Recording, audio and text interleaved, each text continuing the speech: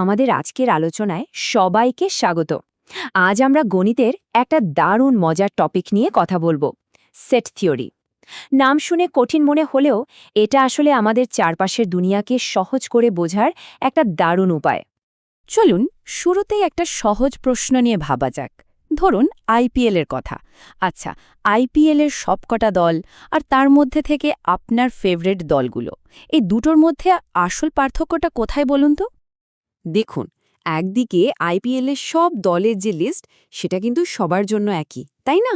কিন্তু পছন্দের দলের তালিকাটা, ওটা তো এক একজনের কাছে এক এক রকম। এই যে ছোট্ট একটা পার্থক্য, ঠিক এখানেই কিন্তু সেট থিওরির আসল মজাটা লুকিয়ে আছে। তাহলে বিষয়টা কি দাঁড়ালো? গণিতের ভাষায় সেট হলো এমন একটা কালেকশন যেটা একদম সুস্পষ্ট বা ওয়েল ডিফাইন্ড, মানে এর ভেতরে কি কি আছে এই প্রশ্নের উত্তরটা সবার জন্য একদম একই হবে। এখানে কোনো কনফিউশনের জায়গাই নেই। বেশ, সেট জিনিসটা কি তা তো বোঝা গেল। এবার চলুন সেটের নিজস্ব যে ভাষা আছে, মানে এর নিয়ম কানুনগুলো, সেগুলো একটু জেনে নেওয়া যাক। সেটকে লেখার মানে প্রকাশ করার দুটো সহজ উপায় আছে। একটা হলো রস্টার ফর্ম, যেখানে আমরা সেকেন্ড ব্র্যাকেটের মধ্যে সরাসরি সবকটা এলিমেন্ট লিখে দিই, যেমন 2, 3, 5, 7। আর আরেকটা উপায় হলো সেট বিল্ডার ফর্ম। এখানে আমরা এলিমেন্টগুলো লেখার বদলে তাদের একটা কমন প্রপার্টি বা ধর্ম বলে দিই। আর দেখুন, এই যে একটা চিহ্ন এপসিলন, এর মানে হলো ইজ অ্যান এলিমেন্ট অফ, বা এর একটি উপাদান।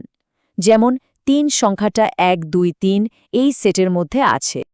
আচ্ছা, এবার আসা যাক আর একটা নতুন শব্দে, কার্ডিনালিটি। নামটা শুনতে একটু ভারী হলেও এর মানেটা কিন্তু খুবই সোজা। একটা সেটের মধ্যে মোট কটা আলাদা মানে ইউনিক এলিমেন্ট আছে, সেটাই হলো তার কার্ডিনালিটি। চলেন একটা উদাহরণ দিয়ে ব্যাপারটা পরিষ্কার করা যাক। এই শব্দটা দেখুন, মালয়ালাম। এখানে মোট 9টা অক্ষর আছে, তাই না? কিন্তু যদি প্রশ্ন করা হয় এখানে আলাদা বা ডিস্টিংক্ট অক্ষর কয়টা আছে? দেখুন, আমরা যদি শুধু ইউনিক অক্ষরগুলো নিয়ে একটা সেট বানাই, তাহলে কি পাবো এম, এ, এল আর ওয়াই।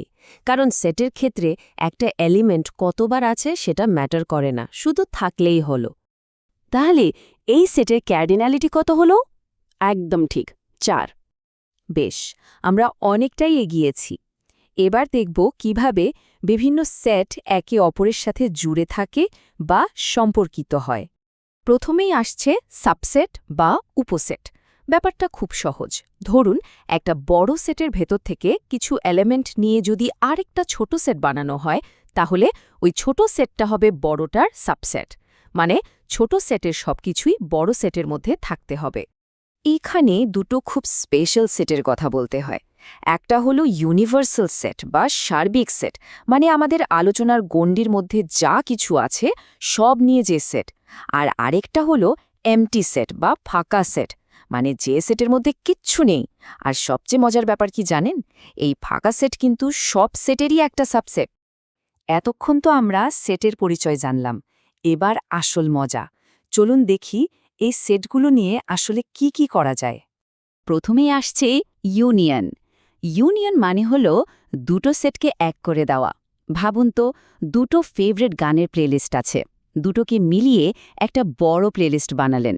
ইউনিয়ন ঠিক সেরকমই, দুটো সেটের সব এলিমেন্ট নিয়ে একটা নতুন সেট তৈরি করা। যেমন ধরুন, সেট এ হল 1, 2, 3 আর সেট বি হল 3, 4, 5। এদের ইউনিয়ন করলে আমরা পাব 1, 2, 3, 4, 5। এখানে একটা জিনিস খেয়াল করেছেন? 3 কিন্তু দুটো সেটেই ছিল, কিন্তু আমরা লিখেছি মাত্র একবার, কারণ সেটে কোনো এলিমেন্টের রিপিটেশন হয় না। ইউনিয়নের পর এবার ইন্টারসেকশন। ইন্টারসেকশন মানে হল কমন অংশটা খুঁজে বের করা, মানে শুধু সেই এলিমেন্টগুলোই নেওয়া হবে যেগুলো দুটো সেটের মধ্যেই আছে।